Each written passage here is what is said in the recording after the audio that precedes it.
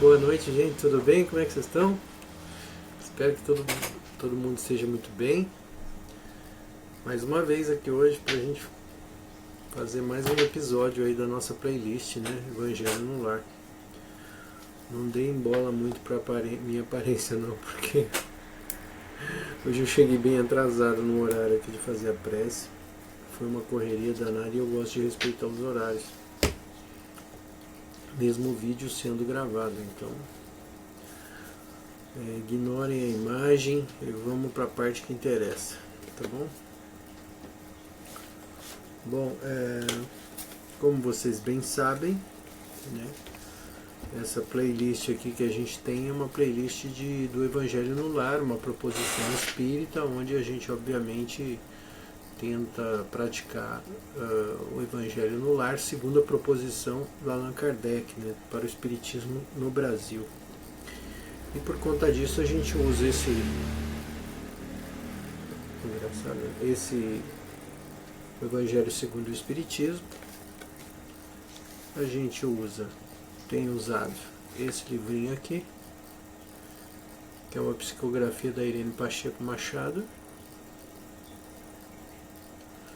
E esse outro livrinho aqui, que é o livrinho Flor do Dia, do Sri Prembaba. Para vocês que acompanham aqui o canal, essa noite eu tive um sonho lúcido, assim, não vou entrar numas porque, né,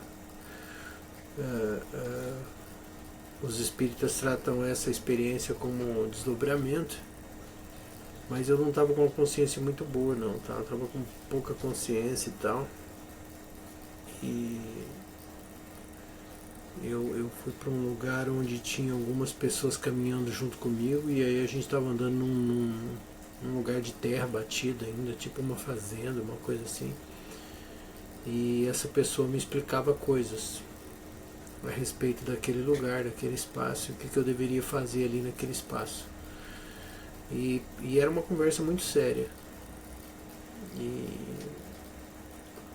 Mas eu não me lembro exatamente do que a gente falava, porque, como eu já disse, minha consciência estava baixa. E eu me lembro até que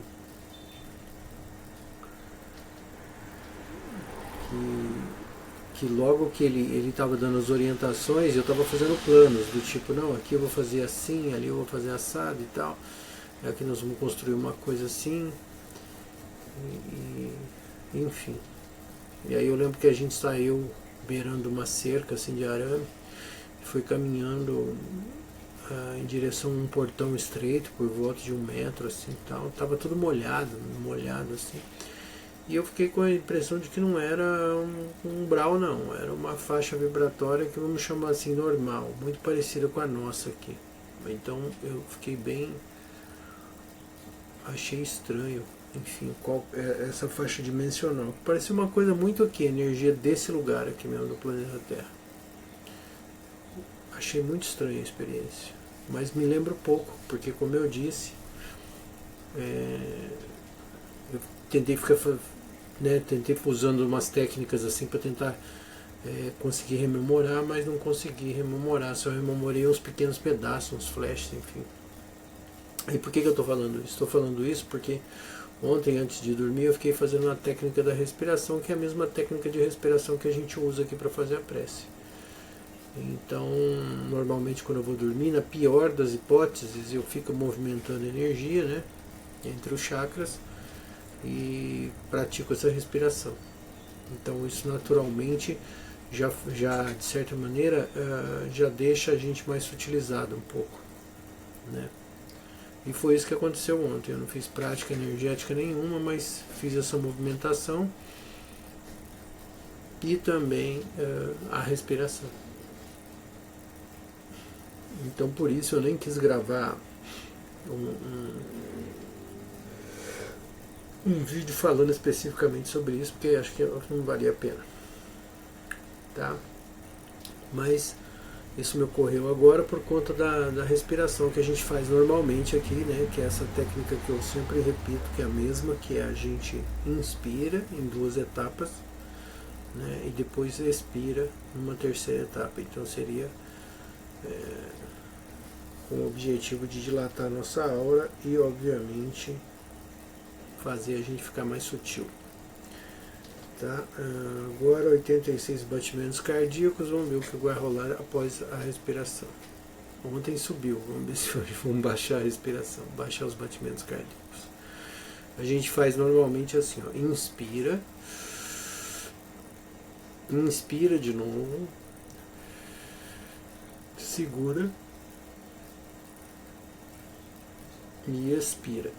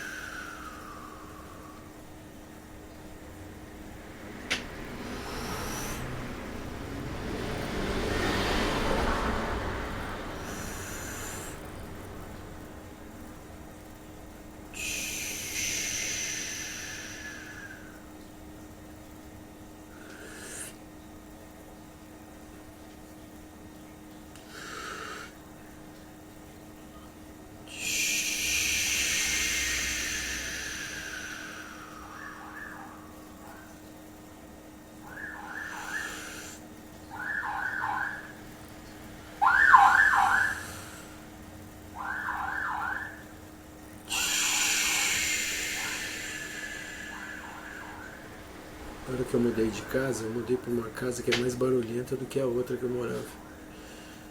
Então vocês vão ter que se acostumar com esse barulho aí.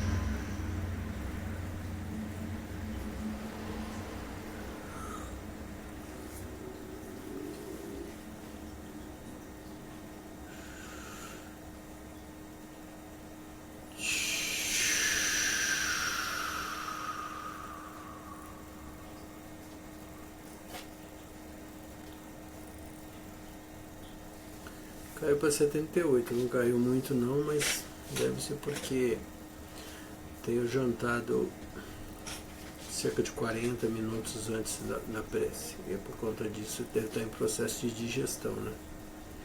Mas é bom ir acompanhando, né? Pra gente saber. Para quem não sabe, eu tenho uma Mi Band, né? Que é uma pulseirinha dessas. A minha já está toda surrada, ó. Mas é uma Mi Band, que é uma pulseirinha que eu já tenho faz uns 3 anos. E ela marca meus batimentos cardíacos, a qualidade do meu sono. Então isso é importante para a gente monitorar como é que tem sido o nosso sono, a nossa tranquilidade durante o dia. Isso serve também para dar pequenos insights a respeito da gente tentar manter a nossa o tal do vigiar ativo, né? Enfim. Essa Mi Band é um produto da Xiaomi, né? E é bem legal. Eu tenho a minha faz muito tempo, ela já caiu, já bateu, já ralou, enfim. Mas está aqui aguentando. Logo, logo eu troco. E a partir disso, então, nós vamos evocar a presença dos nossos bons amigos aqui, para que eles nos ajudem a escolher uma boa leitura para o dia de hoje, que essa leitura faça sentido, especialmente para a prece do dia de hoje, que a gente possa oferecer as nossas melhores energias para aqueles a quem nós pedimos em prece nesse momento, a partir desse momento, que possa ser um momento de tranquilidade, de paz, de boas realizações, que seja um momento em que a gente consiga irradiar boas energias e boas vibrações. Desculpa. Para aqueles a quem desejamos, a quem amamos, aqueles que estão do nosso lado e também para os nossos, eventualmente para os nossos adversários. E que se houver alguma consciência por acaso curiosa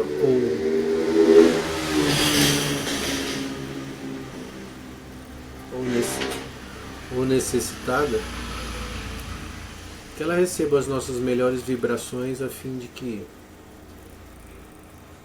tudo de melhor aconteça. Então nós pedimos aos bons espíritos que estejam conosco nesse momento, orientando os nossos pensamentos,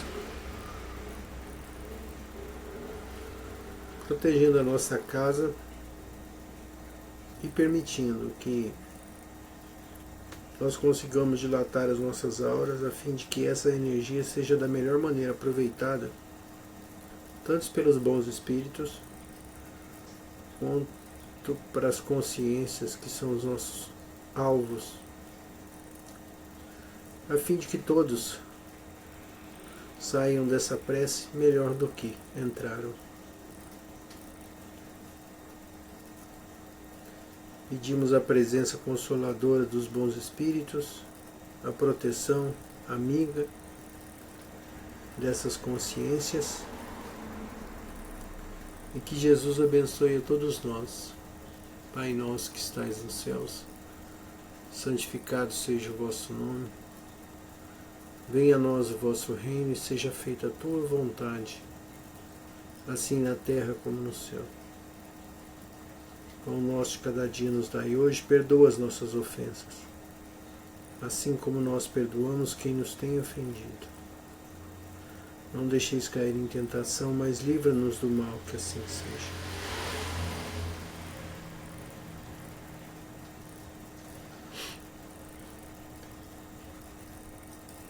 Vou pôr uma musiquinha aqui, que eu esqueci de dar o play.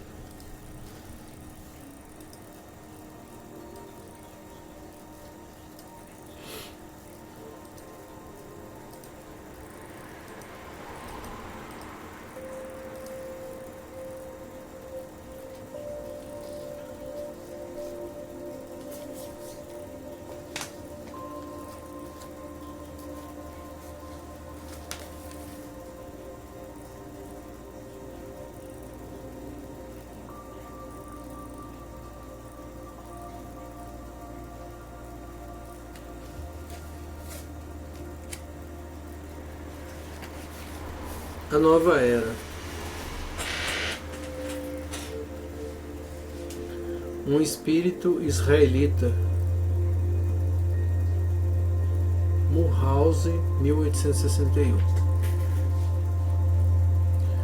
Deus é único. Moisés é o espírito que Deus enviou em missão para torná-lo conhecido, não somente dos hebreus, mas também dos povos pagãos. Deus serviu-se do povo hebreu para se revelar aos homens por Moisés e os profetas. As contrariedades e o sofrimento da vida por que passavam os hebreus destinavam-se a impressionar as nações e fazer cair o véu que encobria as coisas divinas aos homens. Os mandamentos de Deus revelados por Moisés contêm o germe da mais ampla moral cristã.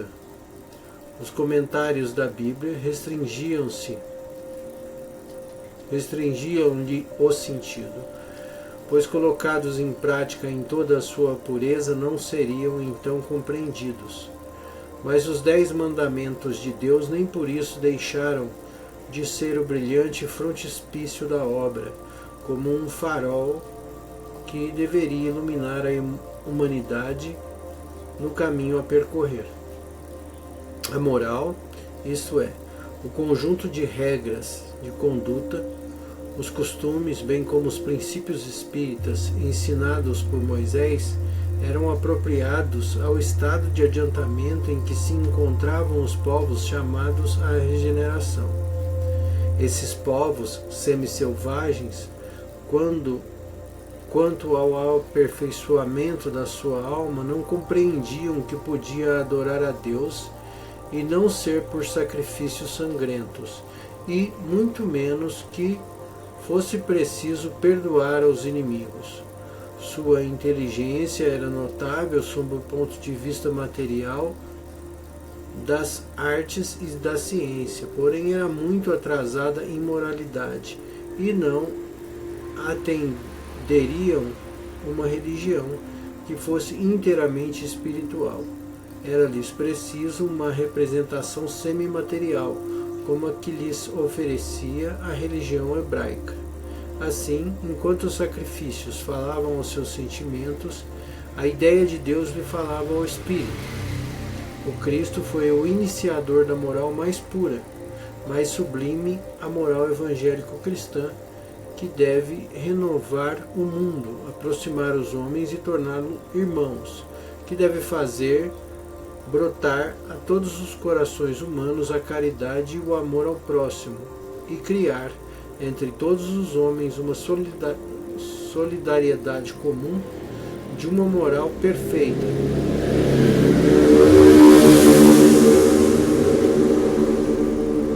Que deve transformar a terra e fazer dela a morada dos espíritos, moralmente superiores aos de hoje, e a lei do progresso, a qual a natureza está submetida, que se cumpre, e o Espiritismo é a alavanca da qual Deus se serve para fazer avançar a humanidade. São chegados os tempos em que as ideias morais devem se desenvolver para que se realize o progresso que está na vontade de Deus. Elas devem seguir-se o mesmo caminho que as ideias de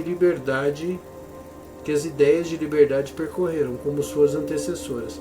Não pensem, entretanto, que esse desenvolvimento acontecerá sem lutas.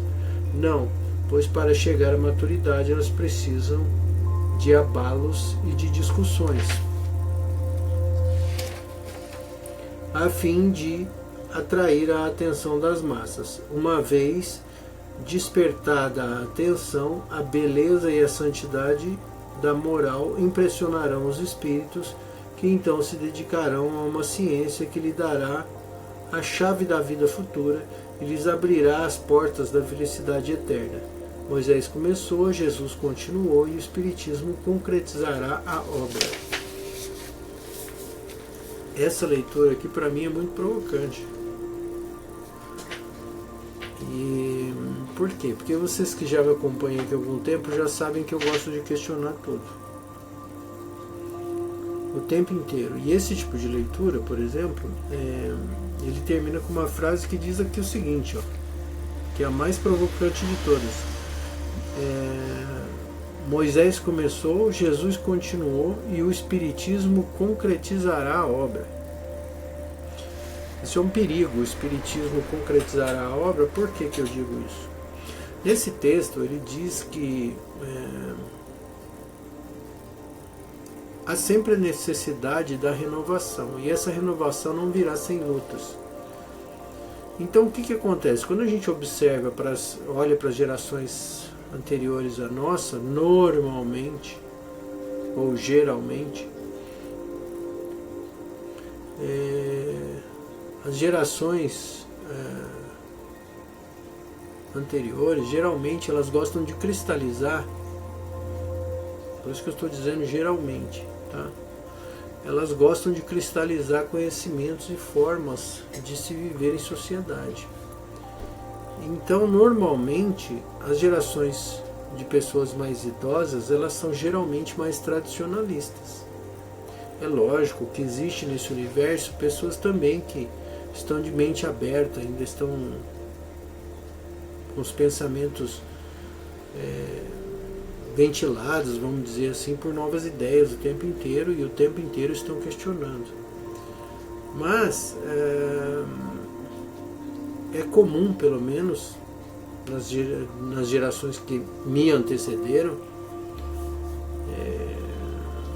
a gente vê pessoas que têm modos muito radicais de verem a vida. Mesmices, tradicionalismos, ideias recalcadas, né? E obviamente essas ideias, né, entram em choque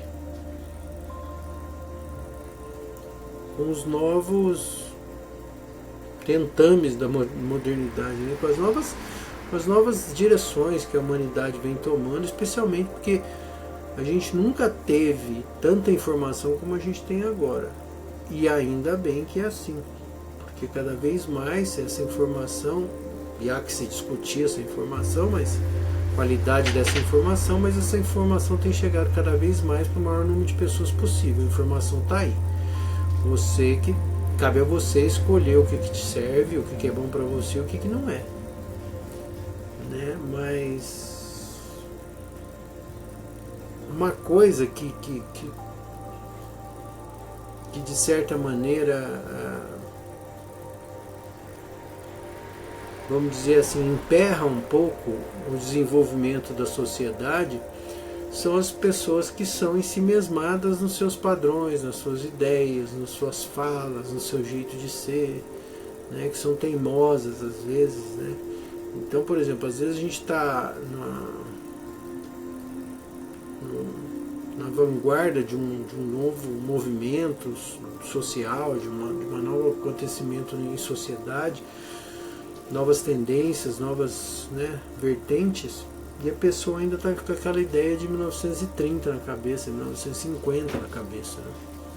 E é natural, porque se está dando certo, para que eu vou mudar? Não é mesmo? E o grande lance dessa leitura de hoje é justamente a gente abrir um questionamento sobre a necessidade de se manter com a cabeça viva, a cabeça ativa, questionando tudo, entendeu? Por quê? Porque o tempo inteiro esses embates serão necessários. O tempo inteiro novas tendências, novas ideias, elas vão surgir. E quanto mais a gente resiste ao novo, e tem dois lados de resistir ao novo, porque às vezes a gente resiste ao novo só por teimosia mesmo, só por ignorância mesmo, sabe? A gente é ignorante voluntariamente. A gente quer ser assim porque, sei lá, incrustou na cabeça de que tem que ser assim, né? Você não sabe nem de onde vem isso, essa teimosia, essas ideias antigas, vamos dizer assim, né? E aí tem dois lados. Às vezes a tradição é muito importante para orientar os teus caminhos. Por quê? Porque você já viveu um monte de coisa, você já viu o que dá certo, o que não dá certo, e ok, é legal, isso tem que ser respeitado. Mas, ao mesmo tempo, você tem que ter, né, um olho no gato e um olho no peixe. Entendeu? Vamos ver o que vem de novo para a gente poder discutir e ver se realmente isso faz sentido ou se é apenas mais um estertório, né, como tem tantos aí na sociedade hoje em dia. Ou seja, aqui a última frase ele diz: Moisés começou, Jesus continuou, o Espiritismo irá concretizar. Depende. Porque o Espiritismo, como vocês sabem, também tem muito mesmismo, tem muita coisa que tem muito espírita que tenta transformar a doutrina numa religião, né? Porque espírita é isso, espírita é aquilo, e criando meio que um rótulo para o espírita, né? Para o espírita. E eu gosto muito do espiritismo, mas do espiritismo do Kardec, que é aquele que manda questionar tudo o tempo inteiro. Esse espiritismo eu gosto. Agora aquele espiritismo que o espírita tem que usar branco, porque o espírita não faz isso, porque o espírita não faz aquilo, porque o espírita tem a responsabilidade de... O espírita não tem responsabilidade nenhuma, não deveria ter, né? Ele deve ser um exemplo de leveza, um exemplo de tranquilidade, a prova viva da vida após a morte, né? Então ele deve estar muito bem resolvido com relação a essas coisas, para ele não querer, obviamente, engessar a doutrina, que não é uma religião, é uma doutrina, como todo mundo sabe, e que o Kardec usava como premissa de que devemos discutir tudo, especialmente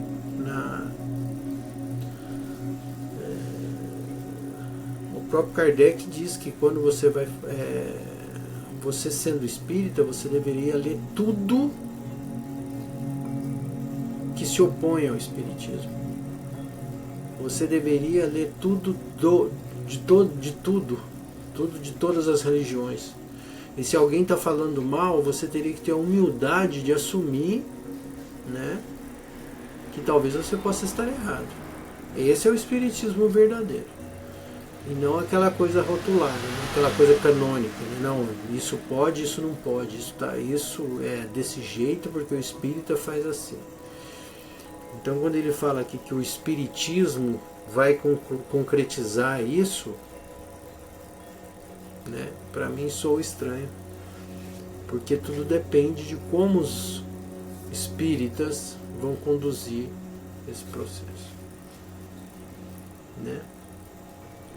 É lógico que eu tenho uma boa esperança de que vai ser da melhor maneira possível e que esse espiritismo, na acepção pura da palavra espiritismo kardecista, ele vai prevalecer durante muito tempo, especialmente porque as cabeças, né, as mentes estarão sempre abertas para os questionamentos e, obviamente, sempre procurando o melhor caminho, né? Porque tem até uma frase de Jesus que diz que, né, a planta que não dá fruto seca, né? Então é importante a gente pensar que para dar fruto a gente precisa estar vivo, e estar vivo é estar em movimento. Quando a gente estagna, quando a gente seca, quando a gente para de lançar galhos, para de lançar propostas, para de lançar ideias, né, a gente não questiona mais nada, aí a gente seca, né? A gente seca, a gente para de dar frutos. Então eu acho que uma boa resolução, bom entendimento para esse raciocínio seria simplesmente aceitar que a nova era justamente é essa era que questiona tudo, que se mantém viva, que não tenta cristalizar os conceitos e nem os pensamentos. Eu acho que essa é a cara do espiritismo real, do espiritismo verdadeiro.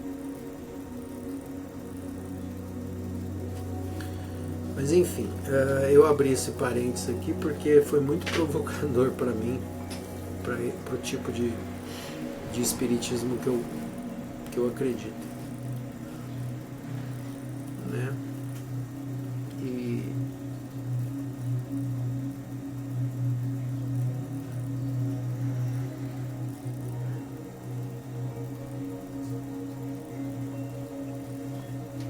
Enfim, eu acho que é importante a gente se manter de orelha em pé, vamos dizer assim, né? Porque a gente está envelhecendo dia por dia e a gente está levando para o futuro cada vez mais um exemplo. Então que a gente cuide desse exemplo. Na verdade, nós somos grandes mensageiros do futuro, né?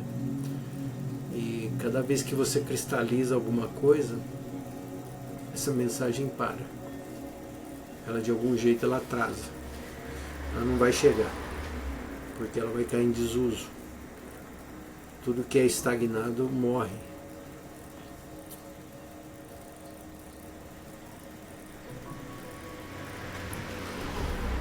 Enfim.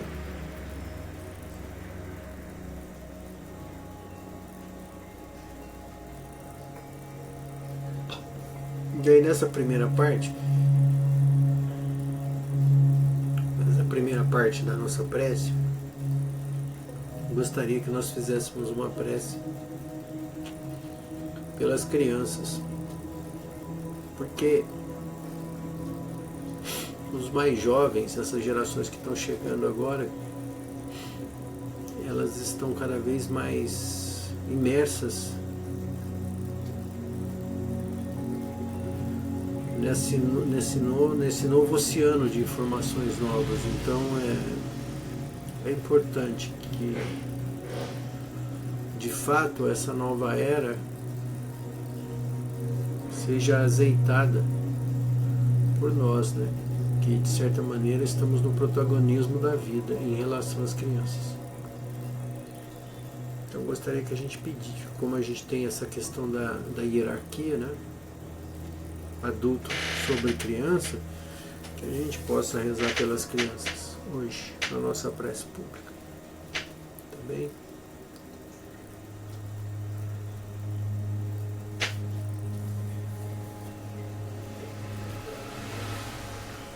Hoje está fogo o negócio aqui, né? Então nós pedimos humildemente aos bons espíritos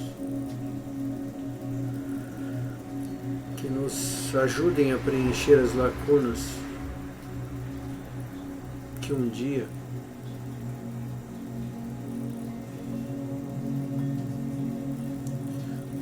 vão completar a vida das crianças, que vão incrementar a vida das crianças em direção ao futuro.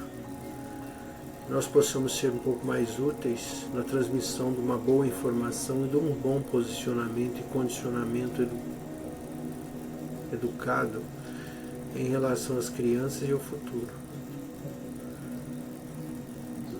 Que nós possamos usar a nossa experiência acumulada para definir as regras e os limites, mas não de maneira obtusa, não de maneira impositiva, e sim de maneira educada, servindo como modelos verdadeiros de inteligência e abertura consciencial. Que nós possamos, acima de tudo, manter o respeito por essas crianças e também por todos aqueles que estão ao nosso lado, à nossa frente, às nossas costas. Porque se nós estivermos o tempo inteiro sofrendo com os estímulos, estaremos com as nossas mentes ativas e vivas e questionadoras, compreendendo o movimento de ascensão da humanidade através da melhoria e da evolução das consciências. Dessa forma, pedimos aos bons espíritos que abençoem as crianças, dando a elas a proteção necessária e que com essa vibração essas crianças também possam se sentir um pouco mais seguras em relação ao futuro a fim de que no futuro elas possam também transmitir aos seus descendentes provas cada vez mais positivas da existência de Deus, das boas vibrações, da espiritualidade, da atuação da espiritualidade. Enfim, que nós continuemos a nossa escalada evolutiva. Sendo assim, honramos o passado, vibramos no presente e desejamos as melhores vibrações para o futuro das crianças. Que assim seja. Pai nosso que estais nos céus, santificado seja o vosso nome. Venha a nós o vosso reino e seja feita a tua vontade, assim na terra como no céu. Pão nosso de cada dia nos dai hoje. Perdoa as nossas ofensas, assim como perdoamos quem nos tem ofendido. Não deixeis cair em tentação, mas livra-nos do mal, que assim seja.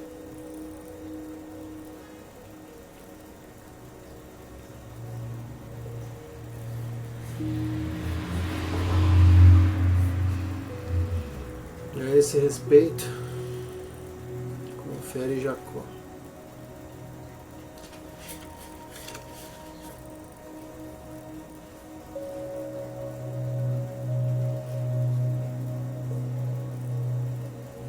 O homem sem fé é árvore sem raiz. Amor? A natureza é uma eterna primavera de amor. Se o teu coração se encontra escuro de tristeza, procura claridade no trabalho.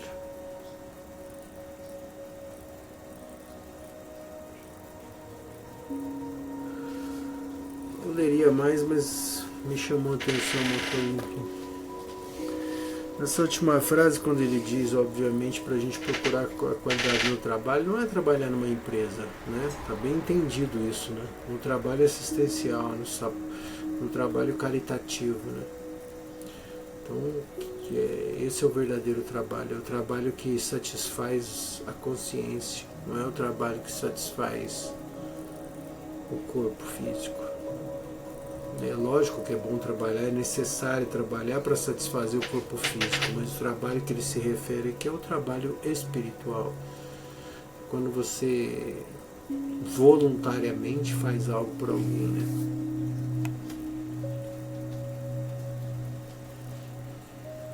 Enfim, com isso, eu gostaria que a gente então começasse a pensar nos nossos objetivos e fizesse uma prece por nós mesmos, pelas nossas necessidades, a fim de que os espíritos possam manipular essas energias e que essas energias possam chegar nos seus objetivos.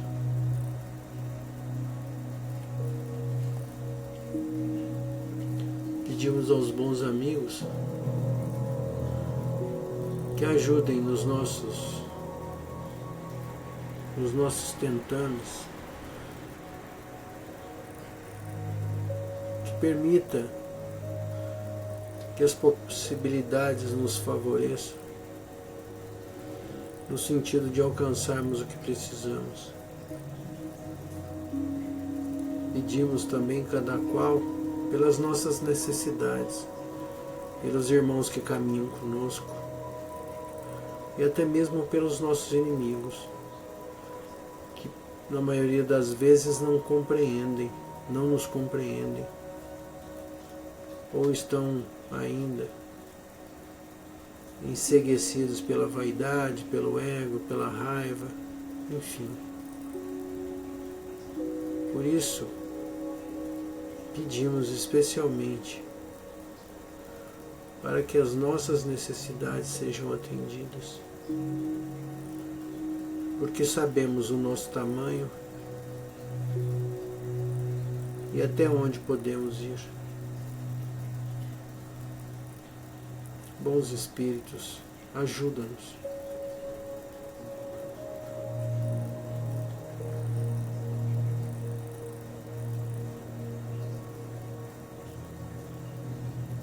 Pai nosso que estais nos céus, santificado seja o vosso nome. Venha a nós o vosso reino e seja feita a tua vontade, assim na terra como no céu. Pão nosso de cada dia nos dai hoje. Perdoa as nossas ofensas, assim como nós perdoamos quem nos tem ofendido. Não deixeis cair em tentação, mas livra-nos do mal, que assim seja.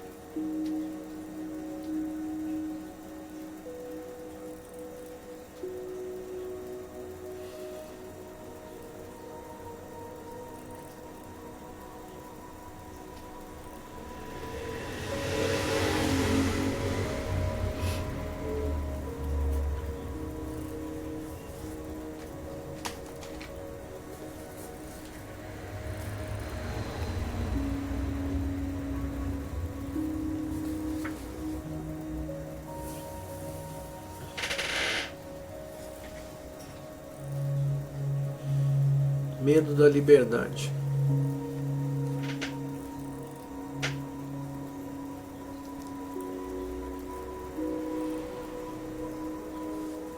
Às vezes, o que impede de manifestar os seus dons e talentos para a realização do seu propósito é o medo da grandeza da sua alma. Muitas vezes o maior medo é o de sentir dor.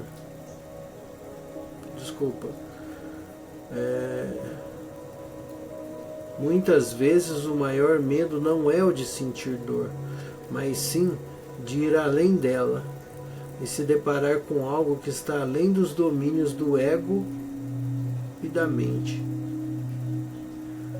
além das suas tendências.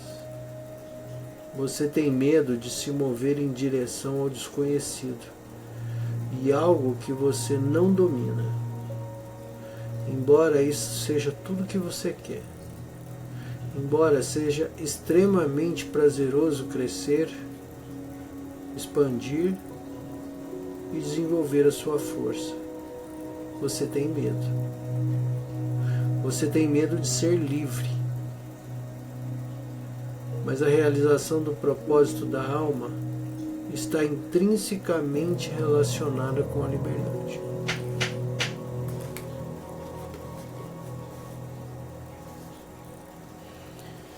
Eu confesso para vocês que eu já li essas leituras muitas vezes na minha vida. Essa leitura ela me deixa desconcertado, porque até hoje eu não entendi ela. Até hoje eu não entendi.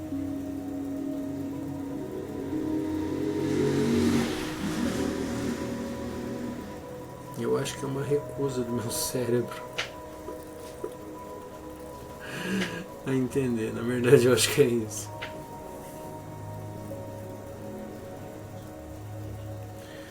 Mas enfim, a gente está caminhando e espero que um dia eu tenha condições de compreender, né? Porque entender a gente entende, a gente só não compreende, né? Enfim. De qualquer maneira, eu espero que vocês tenham uma ótima semana e que a gente possa se encontrar em breve em mais um episódio do Evangelho no Lar. Agradeço demais a presença de vocês aqui e até a próxima.